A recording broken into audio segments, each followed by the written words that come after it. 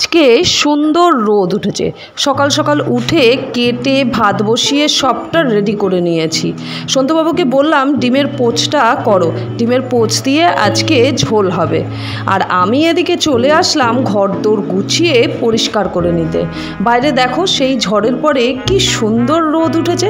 ব্যাস সমস্ত রকম কাজকর্ম কমপ্লিট করে খাওয়া দাওয়া করে দুটিতে মিলে বেরিয়ে পড়লাম কাজের উদ্দেশ্যে।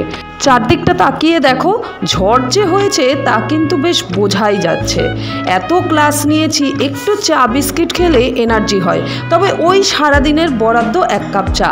আর এটা মা বাবা বোন সবাই মিলে খাচ্ছে, আমি শুধু দেখে দেখা সাক্ষাৎ করে বেরিয়ে পড়লাম শ্বশুরবাড়ির উদ্দেশ্যে। তবে এতদিন ঝড়ের কারণে বাজার টাজার তেমন একটা ঘরে কিছুই নেই, সেরে নিলাম বাজার। আর এটা কি কমেন্ট করে বলো তো। এবার রাতের রান্না টুকিটাকি সেরে নিই। সাবস্ক্রাইব।